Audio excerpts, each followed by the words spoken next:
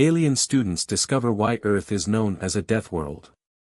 The Intergalactic Academy of Xenobiology was renowned across the galaxy as the premier institution for studying the diversity of life on countless worlds. Students from hundreds of species attended, each eager to learn about the ecosystems, flora, and fauna of planets far and wide. But one planet was always spoken of in hushed tones, a place so dangerous that it was rarely studied in detail, Earth. To the galaxy, Earth was a death world, a planet of extreme conditions, relentless predators, and natural disasters that defied logic. Most species avoided it, and those who did visit rarely stayed long. But this year, the Academy decided to include Earth in its curriculum, much to the excitement, and trepidation, of its students. A group of alien students, representing a variety of species, was selected for the field trip. Among them were a timid insectoid from a low-gravity world, a hardy reptilian from a desert planet, and a curious amphibian from an ocean moon. Their guide was a human professor, a seasoned xenobiologist who had spent years studying Earth's ecosystems. The students arrived on Earth via a shuttle, landing in a lush forest teeming with life. The air was thick with humidity, and the sounds of chirping birds and rustling leaves filled the air. To the students, it seemed peaceful, almost idyllic. "This doesn't seem so dangerous," the insectoid student said, their voice tinged with relief. The professor smiled. "Don't let appearances fool you," they replied. "Earth has a way of surprising you when you least expect it." The group began their exploration, the professor pointing out various plants and animals.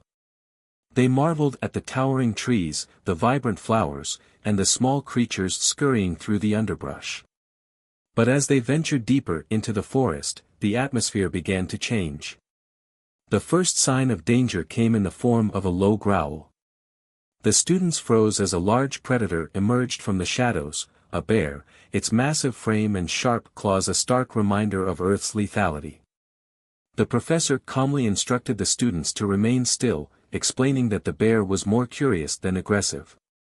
The encounter left the students shaken, but it was only the beginning. As they continued their journey, they witnessed the raw power of Earth's ecosystems. They saw venomous snakes, swarms of stinging insects, and plants that could trap and digest small animals. They learned about natural disasters like earthquakes, hurricanes, and volcanoes, each more terrifying than the last. But what truly shocked the students was humanity's resilience. They visited cities built in the shadow of active volcanoes, towns that regularly weathered hurricanes, and communities that thrived in the harshest environments on the planet. "How do you survive here?" the reptilian student asked, their voice filled with awe. The professor chuckled. "We adapt," they said. "Earth has taught us to be resourceful, creative, and relentless. It's not just about surviving, it's about thriving." By the end of the first day, the students were exhausted but fascinated. They had only scratched the surface of Earth's dangers, but they were beginning to understand why it was known as a death world.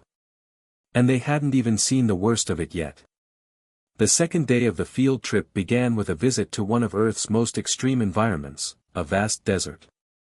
The students, now more cautious but still curious, followed the professor as they explained how life managed to thrive in such a harsh landscape. They marveled at the resilience of cacti, the speed of lizards, and the cunning of predators like coyotes. But the desert had its own dangers. The scorching heat was unbearable for the amphibian student, who had to retreat to a climate-controlled suit. The insectoid student nearly stepped on a venomous scorpion, and the group had to navigate a sudden sandstorm that threatened to disorient them completely. "This planet is relentless," the reptilian student muttered, shielding their eyes from the blowing sand. The professor nodded. "Earth doesn't forgive mistakes," they said. "But it also rewards those who learn to adapt." Next, the group traveled to a coastal region, where they witnessed the power of the ocean. They saw waves crashing against cliffs, tidal pools teeming with life, and the remains of ships that had been torn apart by storms. The amphibian student, though more at home in water, was shocked by the sheer unpredictability of Earth's oceans. "Your waters are so chaotic," they said, watching a massive wave roll in. On my world, the currents are gentle and predictable. This is terrifying. The professor smiled.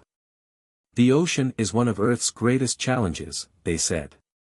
But it's also one of our greatest resources. We've learned to harness its power, even if it's never truly tamed. The final stop on the field trip was a visit to a human city. The students were amazed by the towering skyscrapers, bustling streets, and advanced technology. But what struck them most was the sheer audacity of humanity. "You've built all of this, on a death world?" the insectoid student asked, their voice filled with disbelief. The professor nodded.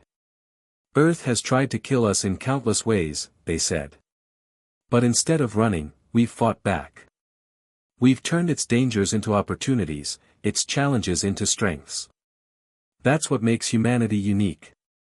As the field trip came to an end, the students gathered for a final debriefing. They were exhausted, but their perspective had changed completely. "I used to think Earth was just a dangerous place," the reptilian student said. "But now I see it's more than that. It's a place that forces you to grow, to adapt, to become stronger. I understand why humans are so resilient." The amphibian student nodded. "Earth isn't just a death world," they said. "It's a crucible. And humanity has been forged in its fires." The professor smiled, proud of their students' newfound understanding. "Earth is harsh, yes," they said. "But it's also beautiful. It's taught us to appreciate life, to fight for survival, and to never take anything for granted. That's why we call it home." As the students boarded their shuttle and left Earth behind, they knew they would never forget what they had learned. Earth was more than a death world, it was a testament to the power of resilience, ingenuity, and the will to survive.